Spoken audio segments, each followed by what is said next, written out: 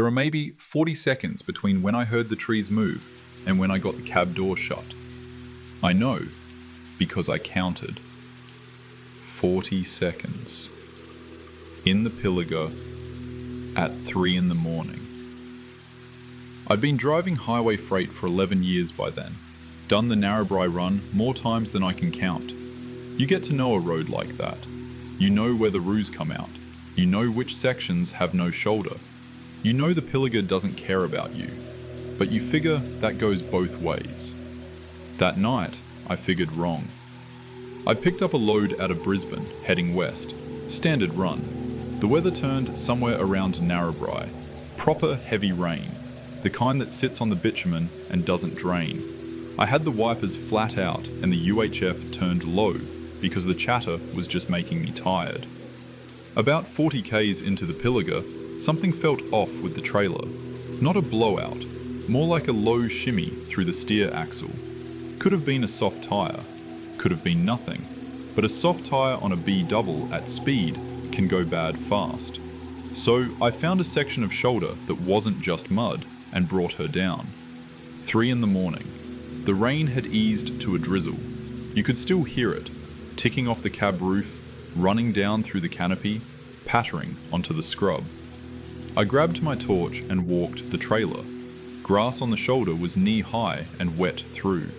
I was soaked from the waist down by the time I'd done one pass. Tyres were fine.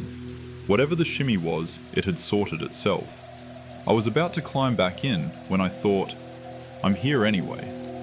I walked a few meters into the scrub to take a piss. First thing I noticed was the smell. Rank. Sweet and sharp at the same time. Roadkill somewhere close. I'd had the luck to pull up right next to it. I breathed through my mouth and tried to get it over with. Then I noticed the second thing. It was quiet. Not road quiet. Not the kind of quiet where the engine drowns out the background. I mean quiet.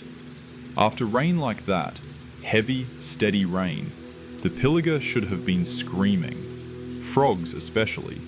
The kind of noise that hits you in a wall the second you cut the motor. I'd heard it before out here. You almost have to raise your voice over it. But there was nothing. Just the drip of water falling off leaves. My skin went cold. Not from the wet. You know that feeling when someone is standing behind you in a room you thought was empty? It was that. Except I was in 300,000 acres of state forest in the middle of the night, and the feeling was telling me I wasn't alone. I turned the torch up into the trees, paper barks and she oaks, water still running down the bark in black lines. Nothing there. I told myself it was the roadkill. Told myself a dead animal spooks the wildlife. That's all it was. Everything had just gone to ground.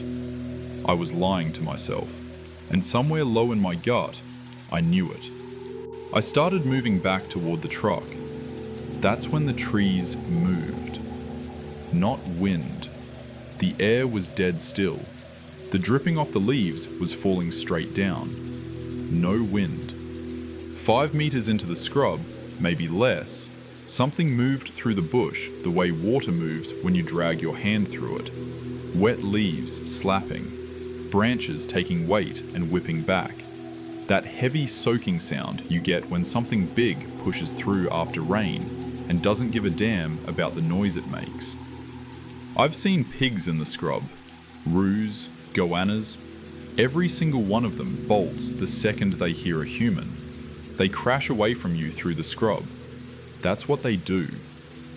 This was moving toward me, through wet scrub, in the dark, toward the torchlight, toward the sound of a person. And it wasn't slowing down. I ran. I'm not going to pretend I was smart about it. I didn't stand my ground. I didn't try to work out what it was. I turned and ran back through that wet grass and hit the cab step at full pace. I got the door shut and locked behind me. 40 seconds. That's all the time there was. I sat there until my hands steadied enough to trust myself on the road. took a few minutes, longer than I'd like to admit. I never saw what it was. I'm not sure I want to, but I know this. Whatever was in those trees, it heard me.